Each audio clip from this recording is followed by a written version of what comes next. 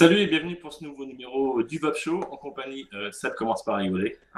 Je te vois rire derrière tes roues flaquettes. Non, non. En fait, Et Seb, il a fait une expérience de mort imminente. Il a vu la lumière, il est rentré, il a vu le vice. Voilà. C'est ça. Voilà. Nouveau Vape Show en compagnie des mousquetaires, des vrais, ceux-là. Salut les potos. Ça c'est fait. Salut. Voilà, ça c'est fait. Donc deux tacs en moins de 30 secondes, ça commence bien. Ouais, c'est pas mal. Et donc avec Chris qu'on a invité ce soir, donc, qui est aussi un reviewer, vous l'avez déjà vu sur un épisode précédent, et on a invité donc Yannick, qu'on connaît sous le nom aussi de Yannick, plus couramment, qui est modeur, parce que ce soir on va faire un second épisode sur les modeurs, parce qu'il y a beaucoup de choses à expliquer sur le monde des modeurs, et donc il fallait un petit peu étaler et aller vers d'autres domaines du mode. Donc Yannick, je vous demande juste de te présenter un petit peu. Et puis rapidement, puis après on va enchaîner tranquillou. Moi, je suis modeur depuis 2011 pour Mode in France. Et je suis aussi le président du collectif des modeurs français. Voilà. Pas demander rapide, je suis rapide. C'était très rapide. Vapoteur depuis combien de temps, Yannick? En fait, j'ai commencé à vaper en septembre 2011 et j'ai dû faire le premier mode. J'ai dû commencer à le concevoir en octobre. Donc le t'es dans les plus vieux modeurs français. Je suis le plus vieux modeur français en activité. Un dinosaure. Mais avant, il y avait quand même. Avant moi, il y a eu des personnes très très intéressantes comme Billy Bull, comme Tonio. Et moi, je suis arrivé à l'époque où Tonio faisait son clearroom. Et c'est lui qui m'a donné envie de faire du mode. Donc lui, il faisait que des clearo et moi, j'avais envie de faire un mode pour aller avec son clearo. Et c'est comme ça qu'est né le caméléon, en fait. D'accord. Tu fais toujours le caméléon? Non, j'ai arrêté de le faire il y a un an, donc je vais sûrement ressortir une 5e version. Mais je sais pas quand, parce que ça fait un an que je veux la sortir, donc ça arrivera un jour. Donc moi, je vais un petit peu visiter ton site. Quand même, tu t'es pas mal étoffé en matière de modèles. Ouais, j'aime bien me diversifier pour pas faire tout le temps la même chose.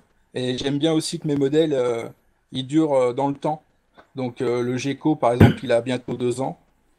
Le Gecko Dry, il a un peu moins. Et après, il y a eu la Gamma Dry.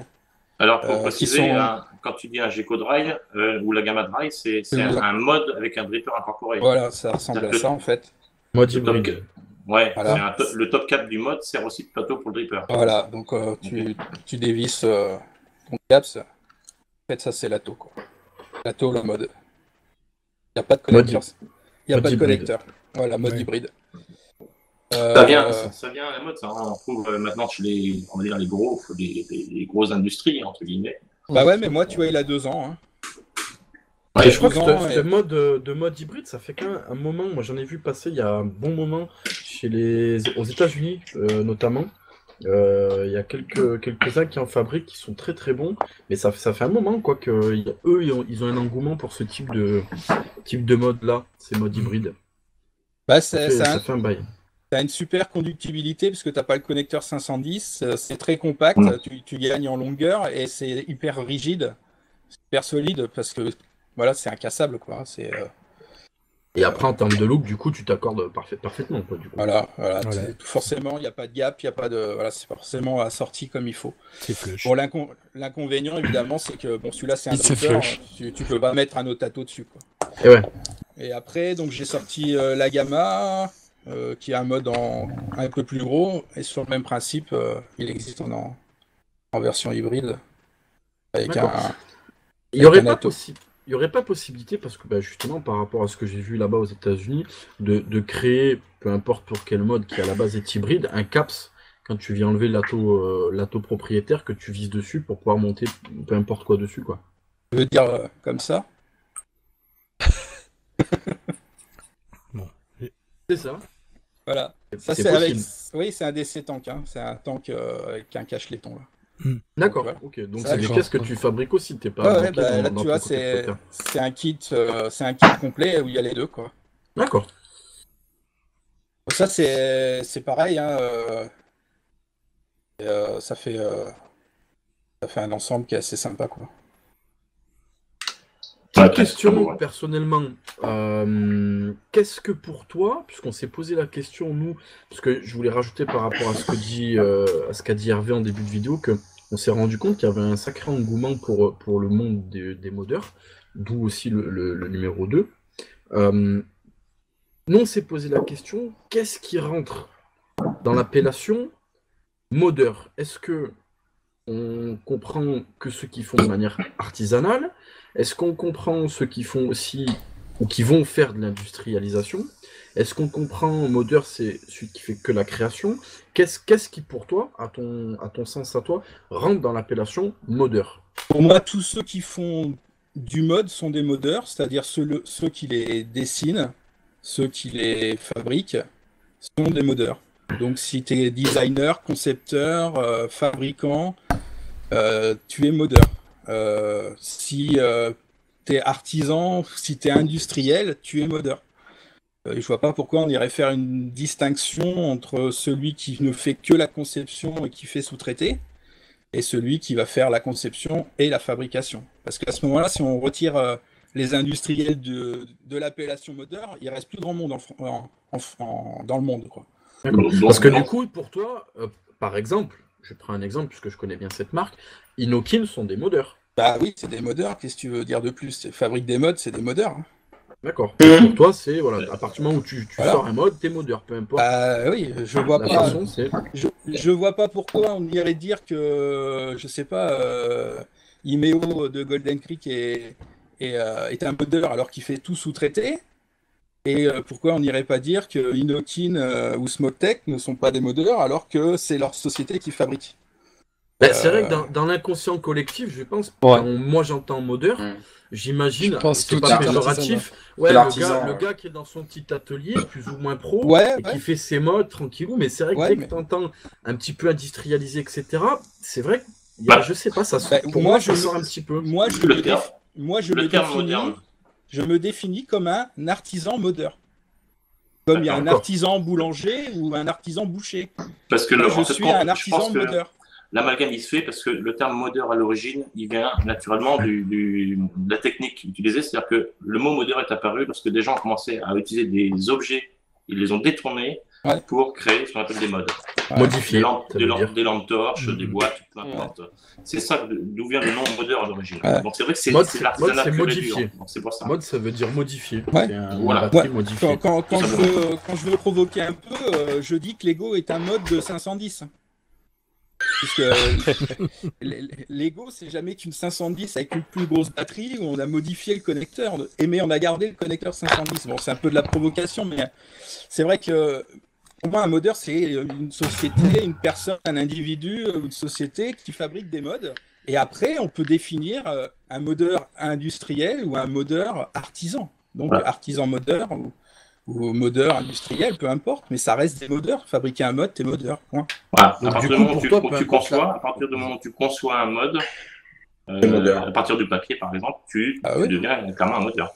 Pourquoi on irait faire de la discrimination sur la façon Non, mais je pense pas que ce soit discriminant. C'est pour faire des catégories. Ça veut pas dire que un mec qui fait des modes industriels ou l'autre qui fait des modes plus artisanales est moins bon. C'est pour essayer de comprendre effectivement ce terme-là. Qu'est-ce qui rentre à ton sens là-dedans, quoi. Et après, du coup, en découle ma deuxième question, qui est peu importe la façon de faire. On parlait de CNC la dernière fois sur le forum. Ça, c'est pareil. Pour toi, on reste quand même dans l'appellation modeur. Que le mec le fasse à la main ou à partir de matériel, ordinateur, commande numérique, peu importe, ça reste du modeur. Je veux dire, fabriquer à la main, ça veut dire quoi? C'est parce qu'on ne fabrique pas à la main, en réalité. On utilise un tour manuel ou un tour à commande numérique. Donc, même sur un tour manuel, en réalité, tu enclenches l'avance automatique, tu as ton chariot qui bouge tout seul. Est-ce que c'est vraiment fait à la main? Les machines, elles ont évolué dans le temps, c'est toujours le même principe de fonctionnement, mais moi j'ai un tour avec des manivelles, je tourne mes manivelles, j'ai pas d'avance automatique, j'ai un autre tour avec une avance automatique, donc j'enclenche la manivelle, le chariot il se déplace tout seul, et j'ai un troisième tour à commande numérique où je dessine mes pièces et effectivement mon parcours d'outils va suivre le tracé que j'ai dessiné. Mais j'ai fabriqué un mode. Dans tous les cas, quel que soit l'outil que je vais utiliser, que je vais face à la lime avec un tour manuel, un tour à avance automatique ou un tour à commande numérique, j'ai fabriqué un mode. Donc je suis modeur. Ouais, donc en fait, la seule gamme d'industriels qui pourrait ne pas rentrer dans cette catégorie-là, c'est les industriels qui récupèrent, entre guillemets, qui font ce qu'on appelle des clones de mode, par exemple, comme on en trouve sur des sites chinois pour du SVD qui n'en est pas un. Là, on peut pas, ils rentrent pas dans cette catégorie-là. C'est-à-dire qu'ils n'ont rien créé, ni l'électronique, ni les tubes. Ils ont fait que des ça me ferait chier de les appeler modeurs, mais quelque part, ils sont aussi modeurs, quoi. Enfin, voilà, mais eux, par contre, ils n'ont rien créé. Non, ils n'ont rien conçu, non. Voilà. Ils ont pris quelque chose. Ils ont copié, quoi. Ouais, ils ont copié. Ouais, ils deviennent industriels. C'est quand même celui qui crée, quoi. Ils sont industriels de cigarettes électroniques, mais pas modeurs pour autant. Oui, exactement. Moi, j'ai une question pour une question qui revient souvent. Est-ce que tu sous-traites des parties de tes pièces? Ça m'arrive, ouais. Ouais. De quelle marque connectique? Alors, en fait, quand j'ai des grosses commandes de boutique et que je sais que je vais pas pouvoir tenir les délais, je fais sous-traiter certaines pièces. Parce que sinon je peux pas tenir les délais, c'est tout, hein. On peut pas nous reprocher à nous modeurs de pas avoir de stock et après nous reprocher de faire le nécessaire pour avoir du stock. Donc oui, ça m'arrive de sous-traiter, ouais. Mais c'est pas quelque chose que tu caches. Ah bah je l'ai jamais caché, hein. Ah mais c'est bien, au moins tu joues la carte de l'honnêteté de la franchise, donc c'est pas parce que je vais faire sous-traiter une pièce que je vais pas la toucher, hein, que je vais pas la finition, c'est quand même moi qui vais la faire. Ce que je fais souvent sous-traiter, par exemple, c'est le corps du gecko, donc juste cette pièce. Voilà. Mais comme la bague de verrouillage est ajustée sur le corps, comme le caps est ajusté sur le corps, et comme c'est moi qui brosse le corps, au final, je l'ai quand même touché, je veux dire.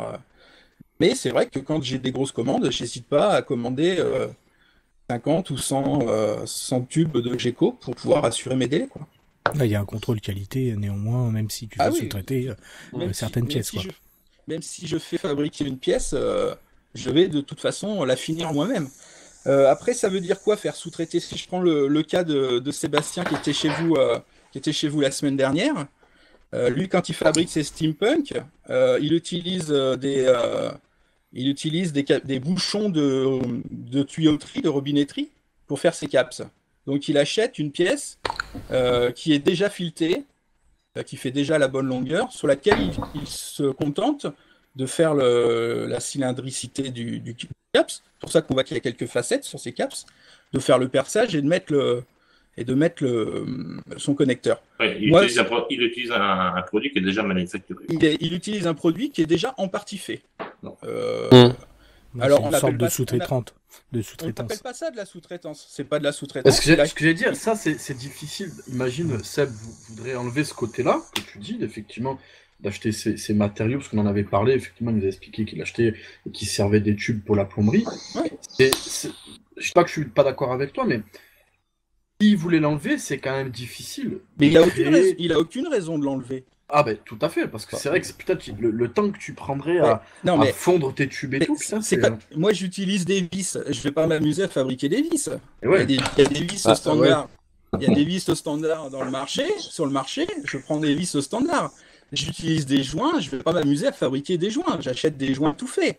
Lui il utilise des caps, des bouchons de robinetterie. Bah, il aurait tort de se faire chier à les fabriquer alors qu'ils existent tout faits. Et voilà, donc, mais c'est pas de la sous-traitance. Il passe pas une commande de pièces, de fabrication de pièces spéciales. Mais au final, lui, quand il reçoit quand il achète son bouchon, il a exactement la même chose qu'un autre modeur qui achèterait une pièce déjà fitée et puis sur lequel il va faire 2-3 gravures, 2-3 finitions. Voilà. Faut pas avoir les yeux des œillères, se dire il y a des sous-traitants, j'achète des pièces, machin. On fait tous comme on peut, avec des composants standards, on les modifie, ça vient de là le mode. Hein. C'est ça. Modifié. Des fois on sous-traite, et puis voilà, et puis chacun a ses techniques de fabrication, ses techniques. Voilà, il n'y a pas de. Moi j'ai aucun blocage avec aucun concept de fabrication. Oui, Chris. C'est sûr que ça serait difficile de faire tout soi-même, quoi, de fondre ces tubes machin. C'est comme les liquides, si les mecs fabriquaient leur PG, leur VG, leur nicotine. Sincèrement, sur un G-Coderail, quand je le fais entièrement moi-même, hein, je dois avoir 3 vis que j'ai pas fabriquées, quoi. Tout le reste, je l'ai fabriqué. De A à Z. Le tube, Vas-y, Chris. Le tube, quand je le fais pas sous-traiter, je pars d'une barre pleine. D'accord. Donc une forme de sous-traitance. Ouais, oui, puisque la barre pleine, t'as pas fondu l'acier. Bah oui, alors si on en arrive là. Non mais c'est ça, mais au final, c'est ce qu'on disait tout à l'heure par rapport à Seb, c'est que vous partez d'une base, mais parce que ça serait juste tout bonnement impossible de faire. On va pas s'amuser à mouler de l'alu dans le jardin, quoi. C'est ça serait un truc de fou là. Tu vas pas tailler un météorite dans ton jardin. Non, voilà. C'est ça. Faut peut-être pas exagérer. Tu vas pas avec ta pioche? Non, on achète ce qu'on appelle de la matière première, hein, c'est-à-dire de l'aluminium qui est tiré en barres, donc il y a des barres de différents diamètres. La barre de fer. Pour faire un Gecko qui fait 14, je pars d'une barre de 15. Pour faire un Agama qui fait 17, je pars d'une barre de 18. Voilà, c'est... Et puis après, on taille dedans. Et puis des fois, on utilise des composants standards. Et des fois, on fabrique tout de A à Z. Des fois, on sous-traite. Et il y en a qui font tout sous-traiter. Il y a des modeurs qui font tout sous-traiter. Voilà, il en faut... Et ils font l'assemblage final, quoi. J'ai pas entendu. Et ils font l'assemblage final. Je sais que par exemple, c'est entre autres le cas de Vaponaut. Bah si, Zeppelin. Non, je plaisante, mais je déconne. Le Zeppelin, en fait, c'est fait par des artisans, hein, quand même. Ouais, c'est pas fait par n'importe qui. Oui, bah... Comme par hasard, Vaponaut. Bah oui, mais n'empêche que c'est ça.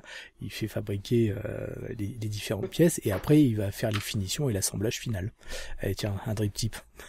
Drip Vaponaut. Coucou Anne. Coucou Léo. Claire, coucou Léo. Il faut quand même dire qu'à l'heure actuelle, si tu veux honorer tes commandes qui sont grandissantes et tu veux avoir une gamme assez étoffée, malheureusement, je sais pas pourquoi je dis malheureusement, mais tu peux pas tout faire toi-même, c'est pas possible. Quoi. Au bout d'un moment donné, soit il faut que tu embauches et que tu grossisses ta boîte, soit il faut que tu fasses un peu sous-traiter. Par contre, bon après, c'est mon opinion, enfin c'est moi, hein, ça a rien de. Moi, je sous-traite à un artisan aussi, hein, qui fabrique ça à la main. Je fais pas sous-traiter 1000 pièces sur une commande numérique, c'est encore fait à la main. Un artisan, je lui donne du travail. Quelqu'un qui commande chez moi, il donne du travail à cette personne. Régulièrement, je lui commande des choses et je lui donne des heures de travail, quoi. Donc, je le fais vivre aussi un peu. Ouais, d'ailleurs, je le remercie, hein, Bernard. Justement, pour rebondir sur ce que dit Hervé, est-ce que ça t'est venu à l'idée, ou c'est quelque chose qui est dans ta tête, ou que tu trouverais peut-être mieux ou moins bien, je sais pas, au lieu de faire certaines choses en sous-traitance, de pourquoi pas augmenter ta boîte, et au lieu que ce soit de la sous-traitance, c'est un gars qui bosse pour toi tout le temps et qui fait ça. Donc on serait plus dans la sous-traitance, on serait dans la boîte Made in France qui fait ça. C'est difficile à gérer parce qu'on a un volume de commandes qui n'est pas constant sur l'année. C'est actuel. Et l'intérêt de la sous-traitance, c'est que si un mois, t'as pas trop de commandes, t'as pas un employé qui est là à rien foutre. Et si un mois, t'as beaucoup de commandes, tu sais que ton sous-traitant, il est capable d'assurer derrière parce que lui, c'est son boulot, quoi. Donc, moi, je sais que, si vous nous écoutez, les gars, elles ont tendance à toutes commander en novembre pour avoir du stock en décembre pour le cadeau de Papa Noël. Donc moi, en novembre, je suis submergé de commandes, tu vois. Donc là, allô, Bernard, tu peux m'en refaire 100 et parce que sinon, j'assure pas, quoi. Et par contre, en juillet-août, et Zobi la mouche, je vois personne. Même sur mon site, j'ai pratiquement pas de commandes. Donc moi, juillet-août, c'est le mois où je fais du stock, c'est-à-dire que je prépare mon année suivante. Hein. Là, juillet-août, je vais fabriquer 300 ou 400 modes en juillet-août pour les écouler le long de l'année. Mais du coup, avec un employé, ça devient difficile de gérer ces flux de commandes, tu vois. Donc la sous-traitance, c'est quand même plus simple. Et tu pars pas en vacances? C'est juillet-août. Moi, je reste chez moi. Est-ce que cet employé, par exemple, comme tu dis, imaginons tu augmentes ta boîte, ton volume d'employés, tu en as un, Donc il est pour ce qu'il faisait à la base en sous-traitance. Et le jour où tu n'as rien, est-ce que tu peux pas le mettre sur des pièces que d'habitude tu fais toi pour produire plus déjà, encore plus que ce que tu fais? Oui, je pourrais, oui. Mais je suis auto-entrepreneur, donc de toute façon, je ne sais même pas si j'ai le droit d'embaucher. Donc, ouais. Après, il y a le cadre sur lequel tu es déclaré. Voilà. Ouais. Après, il faudrait changer les statuts. Le statut d'auto-entrepreneur pour un fabricant, il est quand même vachement intéressant, quoi. Ouais, bah oui. D'accord. Il est un peu moins pour un commerçant, mais il est vachement bien pour un fabricant. D'accord. Après, ça devient peut-être limite quand tu commences à t'agrandir et... Ouais, mais je dépasserai jamais le plafond parce que après je pourrais plus gérer. De ton chiffre d'affaires. Hein. Ouais, non, après je peux plus gérer. Moi, je veux quand même rester une petite structure, pouvoir toutes les pièces, c'est moi qui les ai contrôlées, finies. Quand ça sort de chez moi, je sais que ça marche. Du SAV, j'en ai quasiment jamais. Quasiment. C'est bien ça. Ouais, j'en avais sur les premiers modèles, hein, sur le Caméléon. Le premier modèle de Caméléon, je ne sais pas si ça fait longtemps que vous vapez. Hein. Donc, pour vous expliquer un peu l'histoire du Camé, en fait, j'ai dessiné le mode et j'ai organisé une commande groupée sur le gros forum. Et il y a 60 personnes qui ont passé la commande, et on a passé la commande ensemble, mais par mon intermédiaire, chez un sous-traitant qui nous a fabriqué les pièces. Donc c'est une commande groupée, hein, je n'ai pas pris de bénéfice. J'avais commandé les vis, les machins, les trucs, et tout ça a été réparti dans des sachets. Tout le monde a reçu sa commande, et tout le monde s'est assemblé son premier caméléon. Donc le premier mode méca français, chacun se l'a assemblé lui-même, quoi. Et là, je me suis rendu compte en faisant ça. Kit.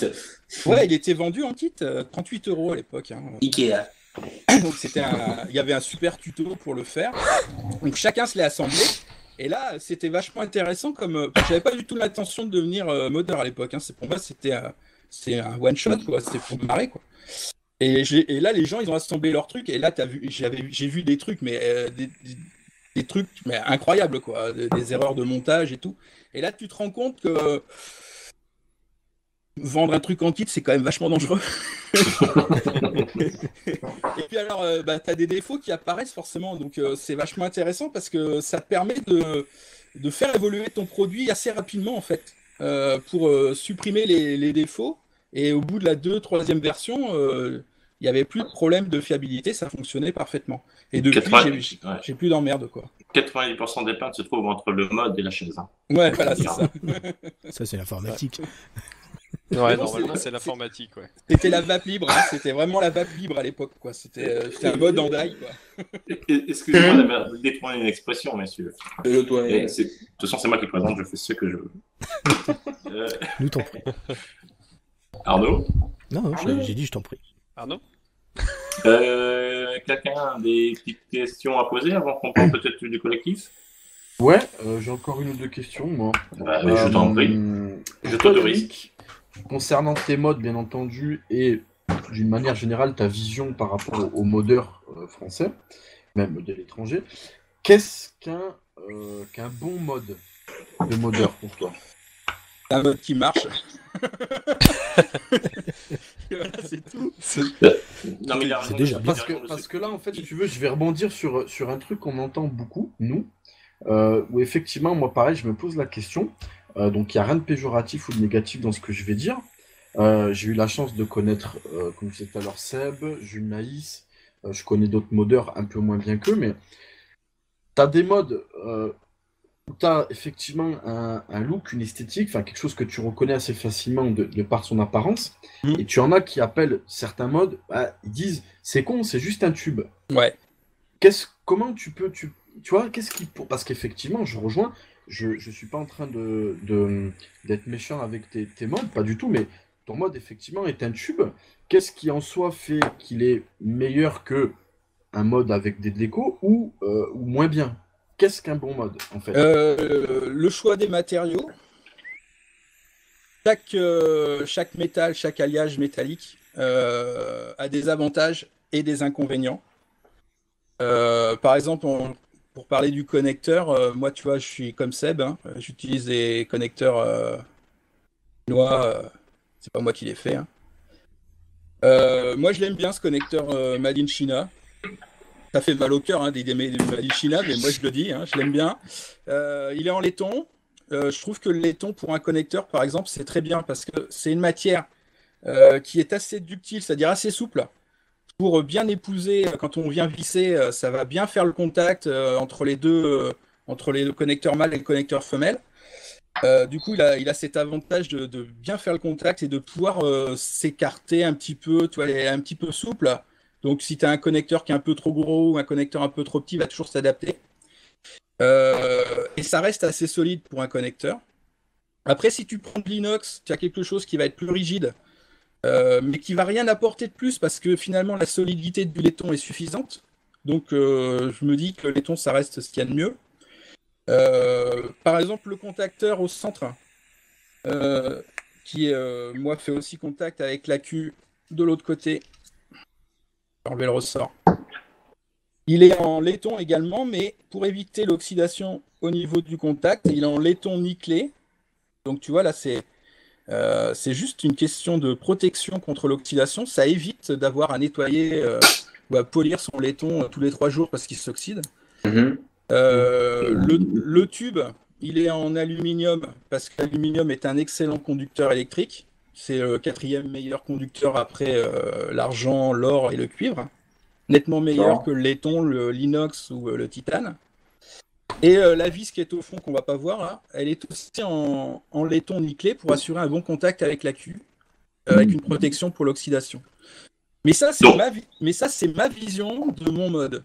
Il y a un côté aussi, ce que tu penses et ton amour pour un certain esthétisme aussi. Ah ouais, moi j'aime bien, tu vois, les formes simples. Voilà. Truc simple, longiligne, qui s'épouse. Mais c'est pas parce que c'est simple qu'on peut pas personnaliser, hein, parce que chez moi, je sais pas si on va le voir, mais tu fais des gravures. Ouais, je fais des gravures. Voilà, je fais de la gravure par point de diamant. Donc, il y a des gens qui me demandent des persos, je leur fais des persos. C'est pas. T'es l'un des rares que j'ai vu qui propose des gravures sur mesure sur une gravure sur mesure, personnalisé. Je vais vous montrer la machine si je peux. Je sais pas si vous allez la voir. Mais parce que tout le monde ne te connaît pas forcément, donc tu travailles sur le laiton et l'alu alors. Ouais, j'ai fait de l'inox. L'inox aussi, d'accord. Ouais. J'ai fait des tests à l'aveugle. Il y avait des clients qui venaient à la maison, je leur posais un Geco 510 en alu, un Geco 510 en laiton, un Geco 510 en inox sur la table, une Ego, une 510, je sais pas, les gens ils venaient découvrir la vape. Donc en gros pour toi un bon mode c'est éliminer. Donc pour toi la bon mode c'est éliminer éventuellement les défauts des matériaux et optimiser les avantages. Ouais, j'essaye d'utiliser le meilleur matériau au meilleur endroit. C'est-à-dire que mon mode parfait, il serait en argent, parce que c'est un excellent conducteur. Donc il serait en argent au niveau du corps, par exemple. Mais le connecteur dans l'argent, ça serait fragile. Donc j'utiliserais du laiton plaqué or. L'or, parce que c'est un excellent conducteur et ça se protège bien de l'oxydation. Le bouton, il serait également avec un contacteur en laiton plaqué or. Enfin, tu vois. Mais ça serait la vision idéale du mode, quoi. Après, il y a des impératifs économiques qui font que faire un mode en argent avec des pièces plaquées or et tout, donc, tu peux pas prendre d'argent, tu prends de l'alu. Après, celui qui aime pas l'alu, bah, il a le choix. Il peut prendre de l'inox, il peut prendre du titane, mais je crois qu'il faut pour tout le monde.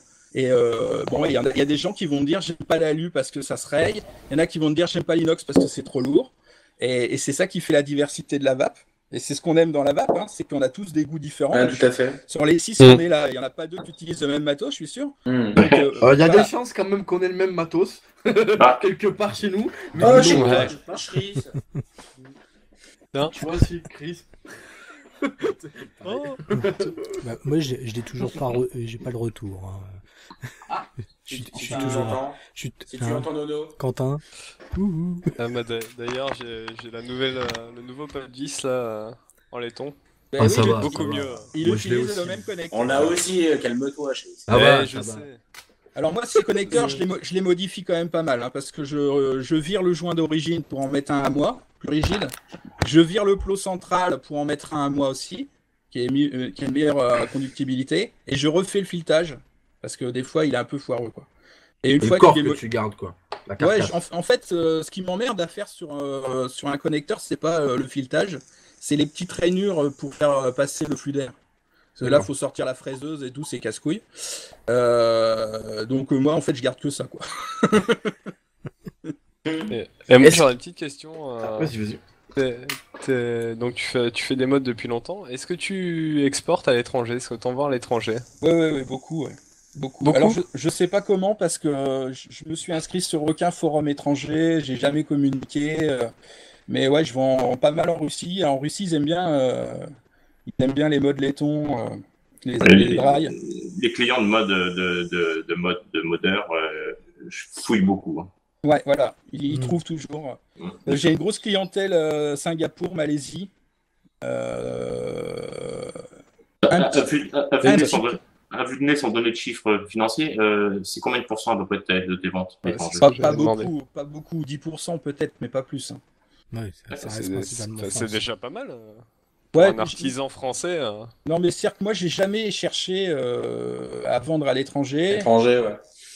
C'est-à-dire que j'ai un volume de production qui ne pourra pas dépasser de toute façon un certain volume. Hein. Et mon but, c'est de tout vendre en France, quoi. Après, s'il y a des étrangers qui achètent, tant mieux. Mais c'est pas le but. Et tu pars pas en vacances? Non, putain, mais vas-y. Un modeur français artisan, ça gagne pas des 100 et des 1000, donc non, ça part pas en vacances à l'étranger. Je sais pas si la Russie, quand même, une super destination, quoi. Ah, les Russes, moi, ça m'attire pas trop. Quoi. Où tu vas avoir des problèmes, toi? Où tu vas avoir des problèmes? Oh là là. Sinon, il y a la Grèce. Là, c'est mort, tu peux plus y aller. Hein. Voilà, là, c'est mort. Tu restes chez toi, là. Ah non, la Russie, ça va, c'est l'Ukraine. Ah si, attends, la vodka et tout, mais bien sûr que j'irai en Russie. Et les Russes. Tu sais que la vodka, t'en as en Pologne, qui est aussi bonne. C'est vrai, mais je sais pas. Bref, il y en a même de la meilleure. On s'écarte du sujet, je crois. Oui, pardon. On s'égare du sujet. Si on a fait le tour des questions, j'aimerais bien qu'on parle un petit peu du collectif. Moi, j'en aurais une dernière, mais après, vas-y. un petit peu du... Vas-y. On en a parlé en off, Yannick, donc pour ceux qui nous regardent, que ce soit bien clair, je tire sur personne. Je pose des questions pour mon intéressement personnel et éventuellement ceux que ça intéresse. Je te connais depuis un petit moment, moi Yannick, j'ai suivi 2-3 trucs et il ressort quelque chose, donc je voulais un petit peu ton avis là-dessus, et j'ai eu une réflexion personnelle là-dessus que je vais expliquer, donc tu me diras si c'est ce que je pense ou pas, mais c'est vrai que comme tu disais, les modeurs français d'une manière générale ne communiquent pas des masses, et il y a des retours concernant toi, avec le petit groupe que vous connaissez bien, Picolibri, tout cela là, que je connais pas non plus beaucoup, où, a priori, souvent, on vous comment dire, vous identifiez un petit peu comme des râleurs un petit peu, quand vous postez, c'est souvent, pas souvent, mais pour dire, ouais, je suis pas d'accord avec ça. Donc, moi, je me suis dit, est-ce que c'est une volonté de votre part de... quand vous êtes d'accord avec des sujets, vous manifestez pas, et que effectivement le peu de fois où vous manifestez, c'est pour exprimer votre mécontentement quand vous n'êtes pas d'accord. Donc effectivement, on voit. On est français. Ce que j'allais dire, êtes-vous français? Est-ce que c'est ce côté-là ou non, effectivement, toi, puisque là c'est toi que j'ai en face de toi, je parle pas spécialement pour les autres, je l'ai dit, je suis toujours franc. Ou est-ce qu'effectivement, tu as un petit côté quand même râleur, où voilà, tu râles un petit peu, et puis je crois qu'on est comme tous les vapoteurs. Les mecs, quand ils viennent poster sur un forum, en général, c'est parce qu'ils ont une merde avec un joint ou une merde avec leur ato, leur tank, tout ce que tu veux. Quand on vient poster sur un forum, c'est parce qu'on a une merde à dire, tu vois. Mais c'est vrai pour les modeurs, c'est vrai pour les consommateurs. Donc je pense que on est exactement comme tous les vapoteurs et comme tous les Français, on est des sales cons et on râle, quoi. D'accord. Il y a les reviewers qui disent que c'est bien des fois, mais on les accuse de partenariat. Bon, c'était une petite parenthèse comme ça. Quoi dire le partenariat? Hein? Raconte-moi, parce que moi je suis pas trop au courant. Et parce que tu sais très bien que les reviewers, comme tu dis, toi, tu Ouais, postes quand ça va pas, effectivement, mais nous, des fois, sur nos revues, on encense des produits parce que on pense, pour ceux qui sont clairs dans leur tête, que c'est des produits qui valent le coup. Et qualité, souvent, on se fait traiter. Moi, je me suis fait traiter de putain chinois, par exemple, des choses comme ça. On doute un petit peu de mon objectivité, mais bon. Avec qui? Avec Ino et Kim? Pendant qu'on parle des reviewers et que je vous ai en face, moi, il y a un truc que j'aimerais que vous fassiez quand vous présentez, je sais pas, un mode, par exemple. C'est que vous l'utilisiez pendant un mois et qu'un mois après, vous me faites, un retour un mois après. Genre, vous voyez, ce mode, il m'a cassé les couilles pendant un mois parce que tous les 3 jours, il fallait que je nettoie cette pièce ou parce que j'ai ça qui tient pas en place. Ça serait intéressant. Seb, il avait fait sur le Tesla, non? Ouais. Parce que quand on a un produit, le truc, il est tout neuf, machin, il marche, quoi. Mais un mois après, des fois, il marche plus. Alors déjà, normalement... il a tenu 3 semaines. Bon, si je l'avais fait une review, si j'avais été reviewer, que j'aurais fait une review sur mon Evic, quand je l'ai reçu, je dirais, putain, ça marche pas mal, quand même, ce truc. Ouais. Et puis, 3 semaines après, je refais la même review. Bah, regardez, les gars, il est pété en 2, tu vois. Alors, et normalement, ça serait intéressant, ça. Normalement, déjà, quand on fait une vidéo, on teste un minimum le matériel. On sait pas, il vient d'arriver, on le déballe, etc. Donc faut le tester un minimum. Et ça après, effectivement, et comme Seb d'ailleurs l'a déjà fait, si effectivement il y a un souci qui intervient plus tard, on peut tout à fait revenir avec une nouvelle vidéo, une mise à jour en disant en fin de compte, il y a quand même un souci. Mais c'est vrai qu'un mode, faut l'utiliser quand même un minimum. Geek, par exemple, tu vas tester combien de modes par mois? Moi, Arnaud, 35, 30. Ah non, mais non, même pas forcément. Tu vois, je suis même pas forcément à. Ou Dato, combien tu vas tester Dato Autant. 35, c'est ça. Non, pas beaucoup. Non, les atos, c'est 2 par jour pour un. Honnêtement, pas. Moi, en moyenne, mes tests tu vois, moi, sont de 2 semaines à peu près. 2 semaines. Tu vois, j'ai le Key Light Plus, là, ça fait déjà, la vidéo est pas sortie, ça fait plus d'un mois que je l'utilise largement, et j'utilise quasiment quotidiennement, c'est super sympa. Par exemple, le quantique, on l'a testé au moins facilement un mois, avant que vous le présentiez. Facile, hein. Moi, perso, il y a des choses que je reçois, je les teste facilement. Yannick, là, je rebondis sur ce que tu as dit par rapport au fait qu'on râle, mais en fait, effectivement, je rejoins Arnaud, c'est que un peu comme par rapport au post sur les forums, c'est vrai qu'on teste un mode et on dit qu'il est bien ou pas bien. Des fois, tu as des petites couillantes qui, effectivement, ne méritent peut-être pas une vidéo, c'est des conneries.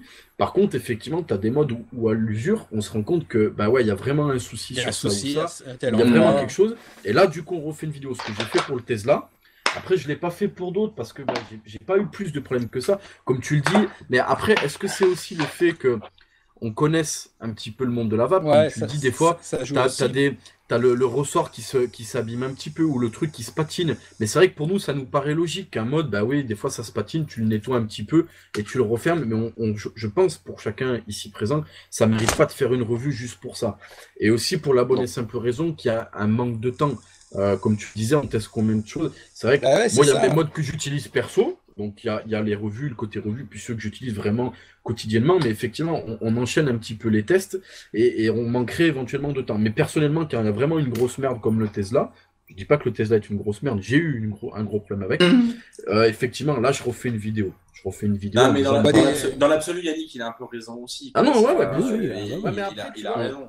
Il y a un côté aussi, Yannick, par exemple, qui est un peu compliqué. Si je regarde mes premières vidéos sur les premiers atos que j'ai testés, je ferai une vidéo un petit peu régressive pour tous ces atos parce que la vape a évolué. Ouais, bien sûr. C'est-à-dire que quand moi j'ai testé le Vivinova, par exemple, génial le Vivinova. Vraiment, c'est génial. Il est obsolète. Par contre, effectivement, maintenant, avec tout ce qui est sorti, il peut paraître obsolète. Mais je peux pas faire une revue qui tire dessus parce que non, effectivement, au moment où j'ai sorti ma vidéo, c'était génial. Mais c'est vrai que l'inconvénient de cette démarche que vous avez de tester plein de trucs et de faire plein de reviews, c'est que le matériel, vous n'allez pas le tester comme un consommateur lambda qui va s'acheter un mode et qui va n'utiliser qu'un mode ou que 2 atos pendant 6 mois. du coup, va avoir un usage beaucoup plus intensif que vous.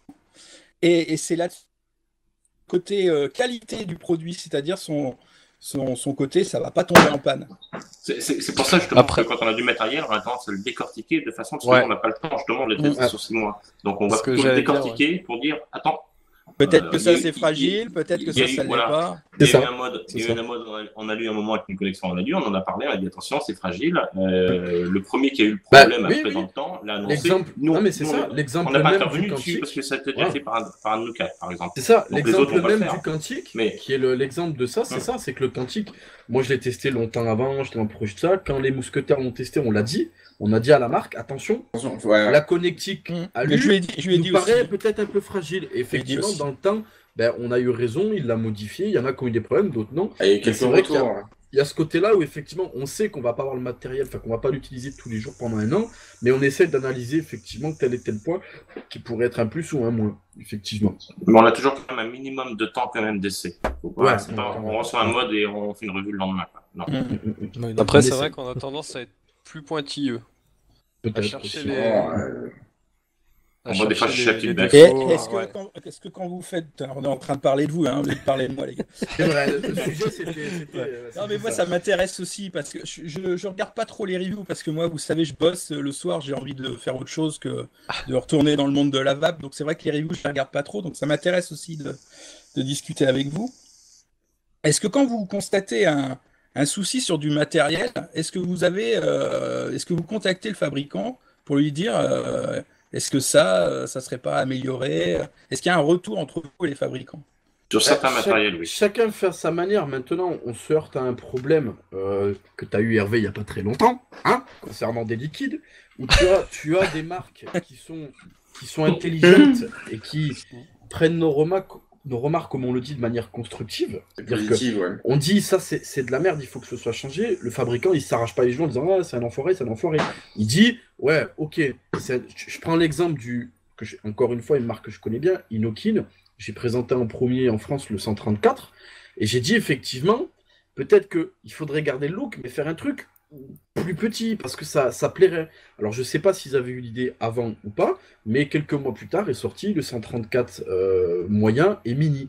Voilà. Mais tu as des marques qui se heurtent, comme Hervé a eu il y a pas longtemps, où voilà, dès que tu dis quelque chose de négatif, voilà, ça fracasse et il t'envoie chier. Mais c'est ça, ça dépend de la démarche du fabricant. Ça dépend de la démarche du fabricant. Pour le citer, une personne qu'on connaît bien, avec qui on est en contact, c'est Pascal de Greenwebs. Par contre, souvent on a discuté avec lui sur le test, sur sa vocal du forum, et tout le temps, il a toujours pris en compte nos retours, que ce soit nous ou les autres personnes sur le TS, qui ne soient pas forcément reviewers.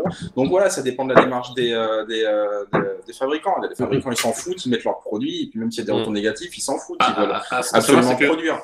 Je suis rebondi là-dessus parce que souvent, les fabricants, ils regardent les revues. Ils regardent les revues parce qu'on prend des tirs, c'est clair. D'un autre côté, on donne les points négatifs sur les revues. Donc, à eux de les corriger aussi quand ils voient les revues, parce qu'ils savent gueuler à ce moment-là, ils ne sont pas forcément français. Ils savent gueuler pour dire on a dit du mal de mon matériel ou de mon liquide, et derrière, ils ne corrigent pas le tir alors qu'ils ont vu la revue bien avant. Donc, nous, on fait des efforts, on ne peut pas faire des efforts sur tout, clairement, quoi. Par contre, effectivement, quand on a du matériel, et surtout du matériel français, en général, on contacte, on dit attention, j'ai un problème là ou j'ai un problème là, ça serait bien de faire comme ça. Quoi. Mais de toute façon, la revue, c'est le but de la revue, quoi. La revue est faite pour expliquer aux gens le fonctionnement, pour découvrir du matériel sans avoir besoin de l'acheter, mais surtout pour faire un retour, quoi. Et effectivement, en tout cas, les mousquetaires ici présents et Chris aussi, normalement, on fonctionne comme ça. Moi, j'envoie toujours la revue à la marque concernée ou au contact que j'ai chez la marque pour dire, voilà ce que je pense de ton matos. Voilà. Même là, même là dernièrement, j'en avais une aux États-Unis. Je leur ai envoyé la vidéo pour qu'ils voient, quoi. Même s'ils comprennent rien en français, je pense. Ouais, on va reprendre le fil. Oui, on revient sur le sujet. Alors, il existe un collectif qui s'appelle le CMF, collectif des modeurs français, que vous pouvez trouver sur modeur.fr, qui regroupe pour l'instant à peu près 19 modeurs, je crois. 19 modeurs, oui, tout à fait. Tu veux nous en parler un petit peu, Yannick ? Oui, en fait, en fréquentant les forums, en lisant tout ça, on se rend compte que l'image du modeur est parfois un peu dégradée. Surtout, on nous prend un peu pour des riches qui arnaquent le client en vendant trop cher nos mods et plein de remarques dans ce genre. Alors, à un moment, on s'est dit, les fabricants de lait. Ils ont un collectif de fabricants de lait, les fabricants de voitures, ils ont des sociétés. Enfin voilà, il y a toutes les filières professionnelles sont organisées pour communiquer sur leurs produits. On voit de la pub pour les produits laitiers à la télé, par exemple, sans parler d'une marque en particulier. Donc on s'est dit. Pure. Voilà, ouais. Donc on s'est dit, il serait peut-être bien que nous aussi, on se réunisse pour pouvoir communiquer sur notre profession, pour expliquer aux gens ce que c'est que la profession de modeur, que ce soit artisan ou industriel, pour que les gens se rendent compte que non, quand je vends moi un Gecko à 70 balles, j'arnaque personne parce que j'ai passé 3 heures ou 4 heures à le faire et que derrière j'ai des coûts matières, des coûts machines, des taxes, et puis que il faut bien que je me dégage un salaire pour vivre et que finalement je gagne pas plus cher je gagne pas plus que le français moyen, quoi. Donc, on a besoin de redorer un peu notre image. Donc, on s'est dit, on va monter un collectif. Alors, c'est des idées qui tournaient depuis quand même pas mal de temps. Et puis, un jour, on s'est décidé à le faire. Donc, on s'est réunis avec les 3 râleurs dont tu parlais tout à l'heure, à savoir 50s de Picolibri, Aniki et Takini de Animods. Enfin, surtout Aniki d'Animods, parce que Takini, c'est que sa compagne. Et puis moi. On a monté, on a fait les statuts, on a réfléchi sur les statuts, on a fait un site internet, on a fait une plateforme d'inscription, on a fait toutes les démarches, on a tout mis en place. Et puis une fois que tout a été mis en place, on a contacté tous les modeurs français. Tous, sans exception. Il y en a 4 qui n'ont pas répondu. Je ne vais pas les citer, hein, c'est les absents sur la liste. Et un qui a répondu, mais on n'a pas encore eu de discussion. Peut-être que ça va se faire, peut-être que ça va pas se faire, on ne sait pas. Donc voilà. Et du coup, tout le monde, globalement, tout le monde a répondu positif à l'invitation qu'on leur a fait, puisque de 3, on est passé à 19. Donc c'est une sorte de fédération des modeurs. Donc, ouais, vous avez voulu fédérer les modeurs pour vous défendre. C'est le seul but ou... Non, c'est pas de la défense, c'est de la promotion de notre activité. Pour bien faire découvrir. Il y a une partie communication, hein, on va pas s'en cacher, expliquer aux gens que ce que c'est que notre métier. Donc, par exemple, participer ce soir à votre émission, ça me permet aussi d'expliquer aux gens ce que c'est que notre métier. Et puis derrière, on va bien voir jusqu'où ça va aller. Hein. On ne sait pas trop jusqu'où ça va nous conduire. On sait d'où on part, on ne sait pas où on arrivera. Mais ce qui est sûr, c'est que pour l'instant, on est 19 et ça représente 85% des modeurs français quand même. Ouais, donc vous êtes peu quand même en France. 19, c'est pas mal. Hein. C'est pas mal quand même. C'est pas mal. Par contre, ça fait pas un par département, hein. Non, mais enfin, je trouve que 19 en France... Par contre, ça fera plus qu'un par région, parce qu'on va tout centraliser. Voilà, c'est ça. on a un Belge, hein. On a un Belge aussi. Donc, en fait, il y a 18 Français et un Belge. Il est wallon ou pas? On est ouvert, vous voyez, on est vachement ouvert. S'il est wallon, il est quasiment français. Après, c'est clair que... Et d'ailleurs, c'est bizarre parce que... On remarque que d'une manière générale, les modeurs français n'ont pas une super image par rapport aux modeurs étrangers. Ouais, les modeurs grecs, les modeurs philippins, tout ça, ils ont plutôt... les Grecs. Alors qu'on est loin, on est très très loin d'avoir les volumes de production de ces industriels, hein, parce qu'il faut le dire, c'est des industriels, des artisans comme on a en France, il n'y en a pas des masses finalement. On est français, on est vraiment bizarre. On s'est vraiment développé beaucoup sur l'artisanat. Il y a quoi? Il y a 3 industriels en France qui font du mode, 3-4 industriels. Et tout le reste, c'est de l'artisan. Ça reste très jeune à ce niveau-là. Peut-être une certaine on en parlait avec Seb par rapport aux modeurs d'une manière générale sur la dernière émission. Il faut quand même aussi peut-être certaines capacités pour faire ça. Toi, je connais pas tes modes proprement dit, mais comme tu dis, il y a quand même un côté bricoleur. Il faut un savoir-faire. Seb, on parlait de sa décoration sur ses modes, certains de ses modes la dernière fois. C'est un savoir-faire particulier. Être créatif. C'est aussi peut-être, voilà, il y a de la créativité. Ouais. C'est peut-être pas donné à tout le monde non plus, aussi, peut-être. Alors, moi, à la base, excusez-moi, je me branche. À la base, je suis concepteur de produits industriels. Donc, je pourrais très bien, j'ai les compétences pour le faire.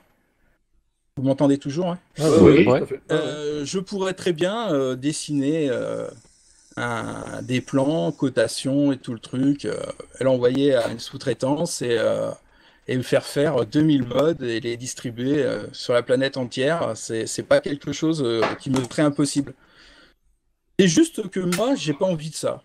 Voilà. Moi, je suis bien dans mon atelier à faire mes trucs, je m'éclate.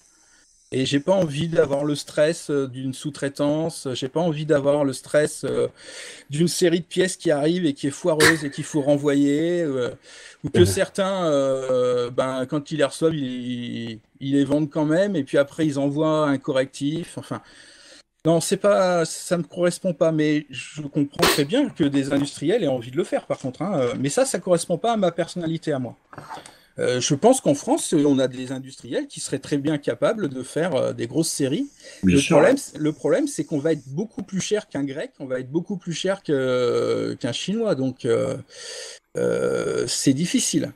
Mais il y a des bons trucs qui arrivent là, hein. Je vous promets que vous allez avoir des belles choses à dire dans les mois qui viennent. Bah écoute, tant mieux. Oui, cool. Tant mieux. Ouais. Une petite question d'ailleurs. Pour les choses qui vont à venir, est-ce que le fait d'avoir créé ce collectif, de se regrouper en collectif, va vous permettre en fait d'être présent sur les divers salons à venir? Alors on sera au SX Show le 25 mai, on sera 10 ou 11 modeurs. Bien. Ah, c'est cool ça. Voilà, bien. C'est pratiquement la moitié des modeurs français qui seront là. Ouais, tout à fait. Et moi, je trouve que c'est une bonne chose qu'on soit déjà tous là, parce que certains, je les connais pas du tout, hein, je les ai jamais rencontrés, hein, ils ont juste adhéré, il y en a, j'ai jamais parlé avec eux. Hein. Donc on va pouvoir se rencontrer, on va pouvoir discuter, et ça va, je pense, être un point de départ vraiment concret du collectif, où on va pouvoir décider des actions futures. Et donc, et puis vous serez tous au même endroit? Ouais, on sera tous au même endroit. L'organisateur nous a alloué un espace gratuitement. Donc merci Marc Assous. On s'organise. Hein. Après, on amène nos tables, nos tréteaux, nos trucs, nos machins. Et puis on va faire un petit village de modeurs. D'accord. Alors, il y aura pas que des membres du collectif d'ailleurs, hein. Il y a d'autres modeurs qui viennent qui sont pas membres du collectif, donc on sera un peu plus de 10 ou 11 hein, normalement. Il y a des gens que je connais qui sont pas dans le collectif qui seront là. Et Vap Expo pour le moment, vous savez pas? Alors le Vap Expo, j'ai eu des discussions avec Patrick, normalement on devrait y être aussi, mais pour l'instant je sais pas ce qu'il en est. Cool. Donc j'espère qu'on y sera parce que on a manqué la fête du premier quoi. Ah oui. Faut pas manquer la deuxième. Et croyez-moi que vous attendez un petit peu quand même. On était là, hein, on était dans la foule. Hein. Et moi, par contre, j'aurais pas assez de pastis pour tout le monde, les gars. Là. faire des réserves. Chips, hein, amenez des chips, les gars. C'est vrai que ça a manqué. Il y en a beaucoup qui voulaient repartir avec un petit setup et qui sont partis sans quoi. Comme toi. C'est comme ça. Je veux pas tirer sur Patrick parce que moi j'ai organisé des événements il y a pas mal de temps, j'ai organisé des manifestations aussi et je sais qu'on peut pas penser à tout, je sais qu'il y a des priorités et c'était pas sa priorité sur cette édition et je peux très bien le comprendre, c'est compliqué à organiser, c'est pas son métier à la base d'organiser des événementiels comme ça. Donc c'était pas sa priorité, on n'était pas là, on a eu une discussion, on en a parlé, il connaît mon point de vue, je connais son point de vue, et je pense que ça sera corrigé sur le Vap Expo de Paris. Mais tant mieux.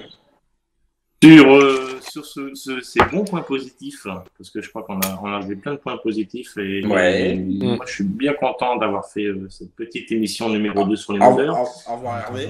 Ouais. Sur ce, passez une bonne soirée et à bientôt. Il a foutu la merde dans mes caméras là, hein, ça va pas. Moi j'ai foutu la merde. Non, vous m'avez là.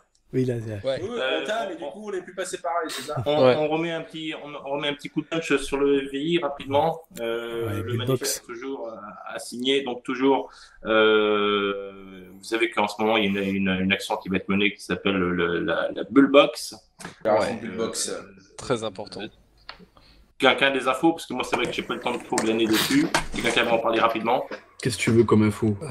Qu'est-ce que tu veux? Moi, je te quand est-ce que ça va être effectif? Il y a un forum où on peut aller dessus pour s'inscrire. Alors, concrètement, là, nous sommes le 27 avril. Donc, on est du coup dimanche. Logiquement, l'opération se lance mardi, si je dis pas de bêtises. Mardi ou mercredi. C'est ça. Voilà. Toutes les informations sont disponibles sur EFVI-France Forum Actif, où il y a tout expliqué. Donc, je vais pas partir dans les détails parce que c'est un peu compliqué à cerner, mais logiquement, on va en parler, nous, messieurs, les mousquetaires, sur éventuellement une émission du Vapshow, où là, ce sera tout expliqué. Mais c'est ça, il faut aller, il y a besoin de volontaires pour que cette opération fonctionne. Donc, il faut aller s'inscrire sur le forum FVI France Forum Actif. Nous avons créé, les membres du Vapshow, un topic dédié sur ICIG Facile. Donc dans la catégorie Vapshow, avec ma vidéo et les membres, les représentants de FVI France qui pourront interagir avec qui le souhaite pour des questions, expliquer, etc. Donc voilà, il faut y aller, c'est quelque chose qui va se lancer. On a jusqu'à la fin, jusqu'à que la loi tente de passer, et pour rassembler un maximum de signatures avec un système de box qui sera mis à dispo des shops avec des explicatifs. Pour ceux qui veulent pas s'embêter à rentrer leur inscription sur l'EVI, ce sera fait par les shops ou par un représentant d'EVI France dans chaque région. Donc c'est quelque chose de bien chiadé. Je rentre pas plus dans les détails, on verra ça dans une prochaine émission.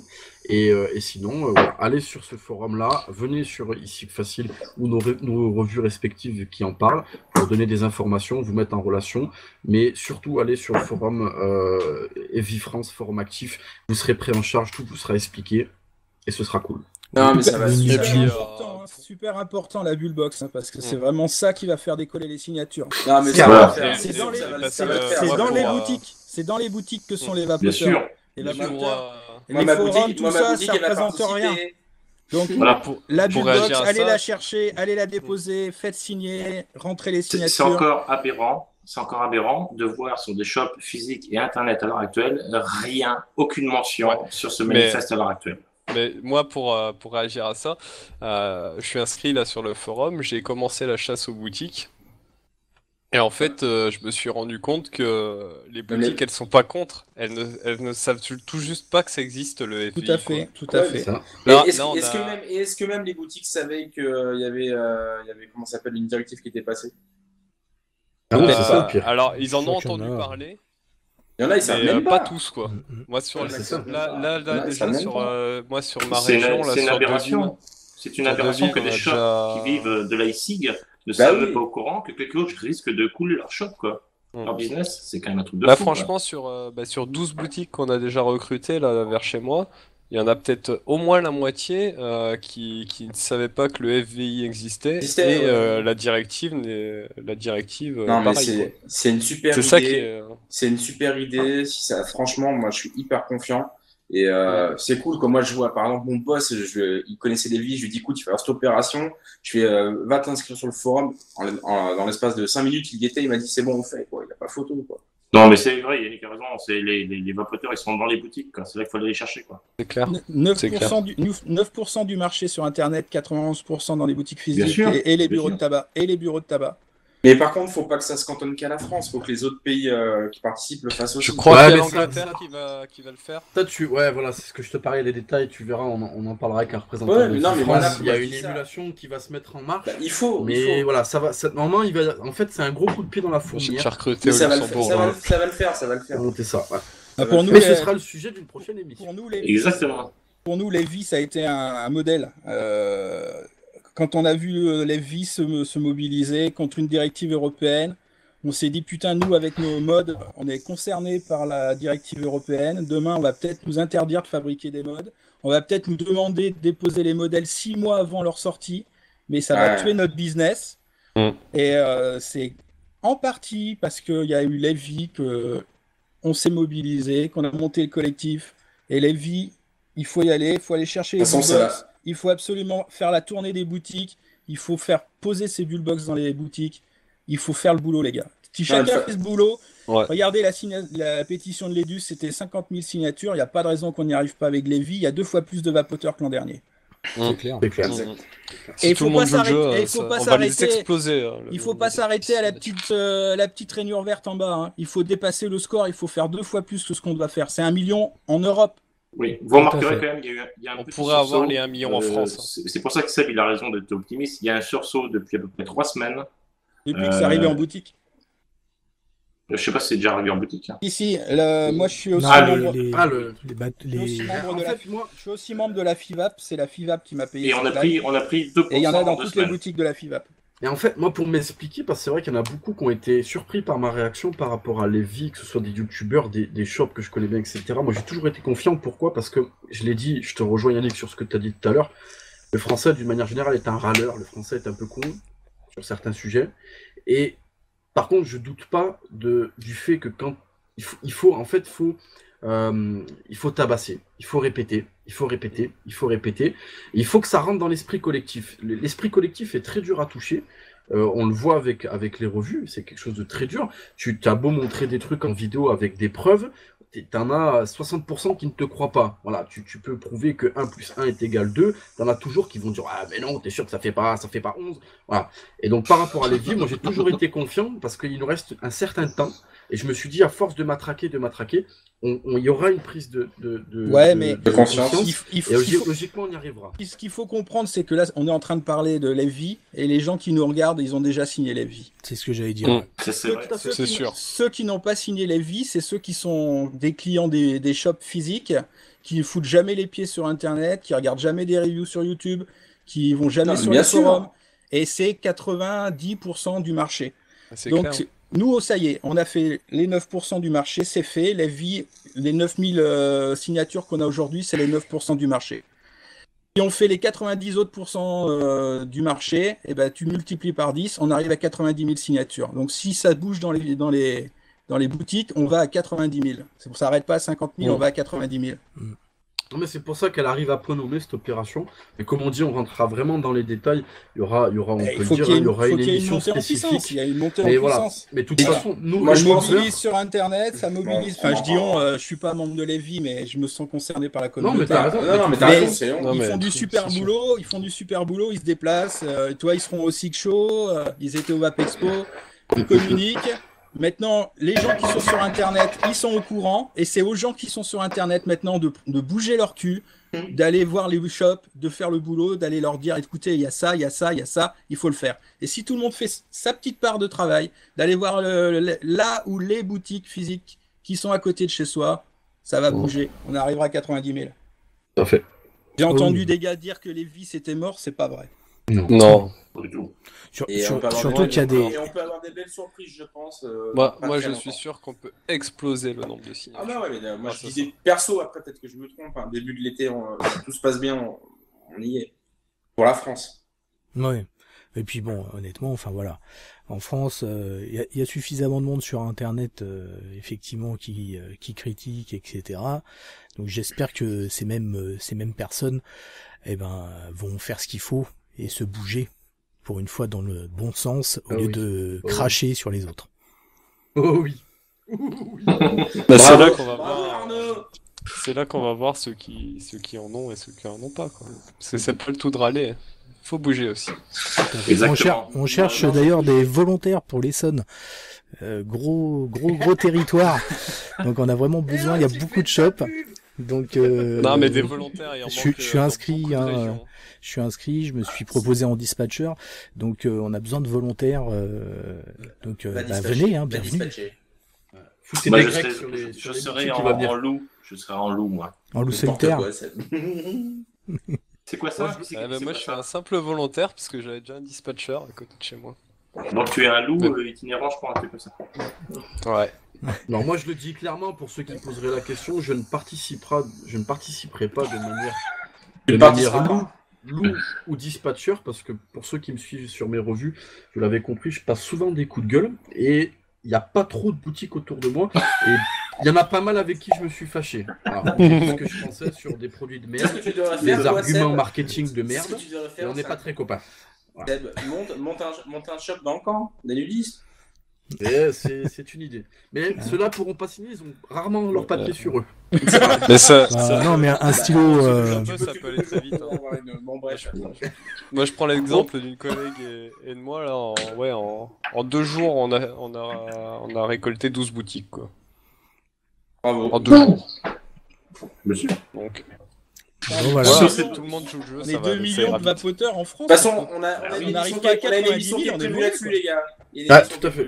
On a une émission qui est prévue là. On est en train de se spoiler automatiquement.